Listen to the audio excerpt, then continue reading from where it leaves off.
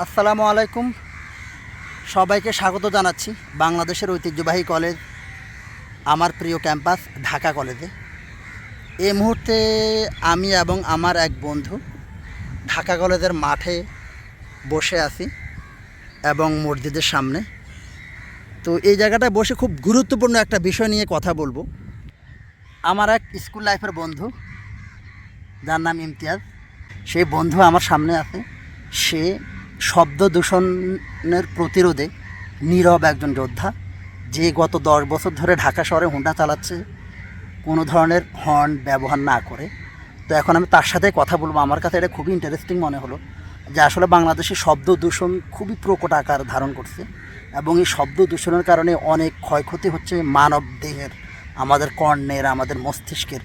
যারা medical profession তারা আরও ভালো বলতে পারবে। কিন্তু এই পলিউশনটা, মানে সাউন্ড পলিউশনটা আমাদের দেশে খুবই ইগনোরড। তো আমি আমার এই বন্ধুকে দেখলাম, আমি ঢাকায় আসলেই ওর সাথে প্রায় ট্রাভেল করি, হোন্ডা দিয়ে চিপা চাপায় গলিতে, কিন্তু সে একটা মানে হর্নও তাকে কখনো দিতে দেখিনি।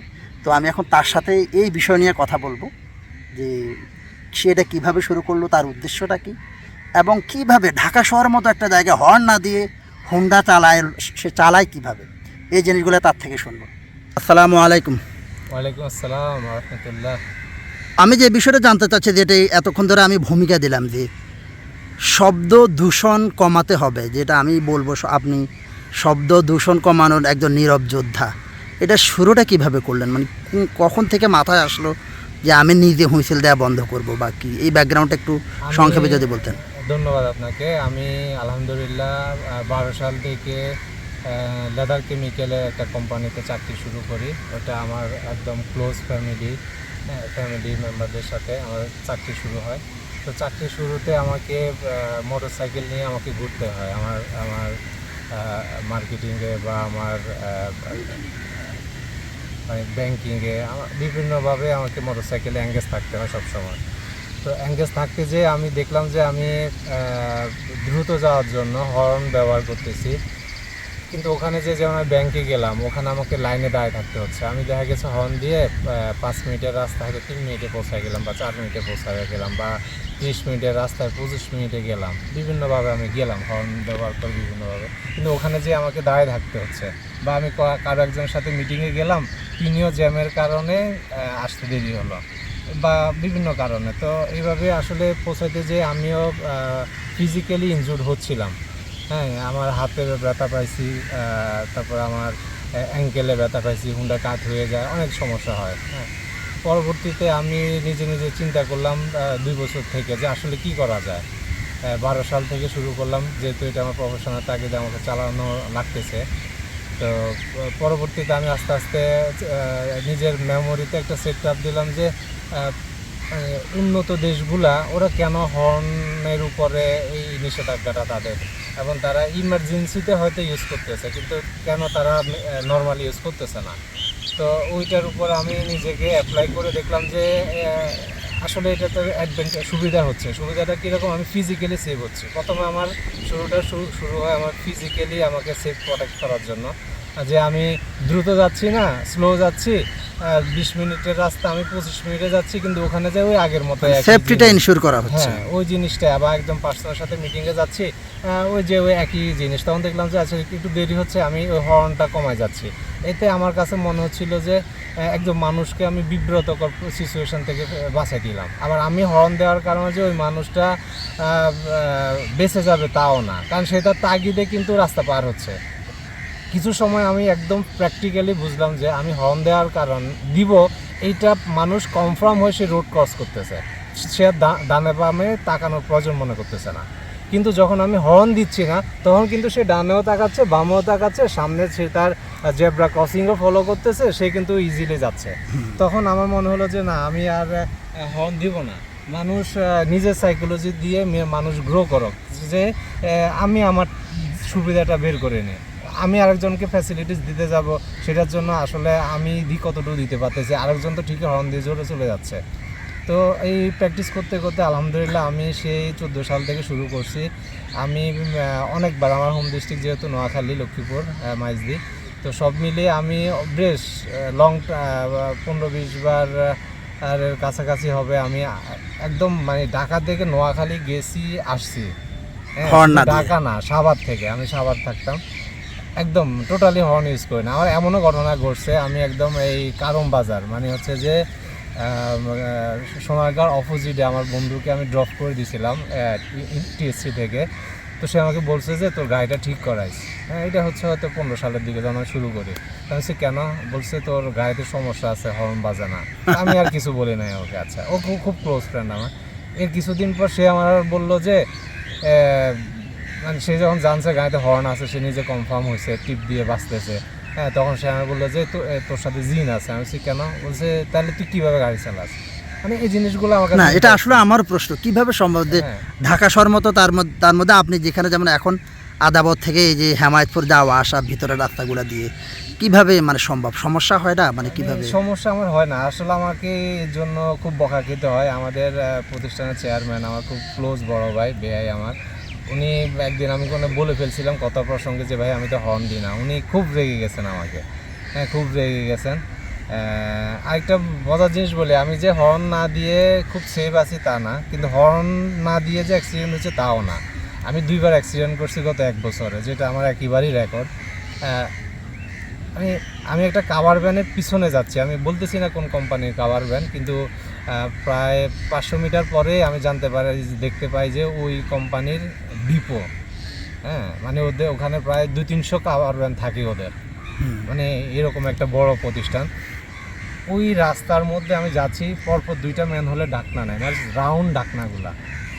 আমি বলতে মানে তখন আসরের শেষ মুহূর্ত, এই সময়টা আমি মনে ভাবতেছি রাত থেকে যে যাবে সে না দেখলে, নতুন কেউ ঢুকলে সে তো গর্তের মধ্যে তার চাকা ঢুকে সে পড়ে যাবে ভাবতেছি। ঠিক তখনই আমি ম্যানহোলের পুরা স্ল্যাবের ভিতরে আমার মোটরসাইকেল ঢুকে গেছে গত বছর ভিতরে। হ্যাঁ, আমার মোটরসাইকেলের 70% ভিতরে ঢুকে গেছে, আর আমি রাস্তার মধ্যে এভাবে পড়ছি। আমার এখানে 2টা শিলা লাগছে, ঠিক আছে। তা আমি হর্ন না দিয়েও কিন্তু আমি বাঁচতে পারতেছি না আমার দেশে। যাই হোক, আল্লাহ আমাদের সবাইকে হেফাজত করুক। তো আমি গত বৃহস্পতিবার ওই রোডে আসছিলাম, 2টা ম্যানহোলের ঢাকনা খালি পাইছি, স্ল্যাবটা ভরা ছিল। হ্যাঁ, আরেকটা অ্যাক্সিডেন্টও হয়েছিল একদম মানে খামাখা। মানুষ ওই যে উনি ডানে বামে তাকাইলোই না, ওই লোকটা শুধু ডান দিকে তাকাইলে দেখে যে আমি কি বিপদে আছি। আমি ব্রেক করতেছি, ওই নতুন আসতেছি, ঢালাই হয়েছে রাস্তার মধ্যে, ব্রেক করতেছে, স্লিপ করতেছে।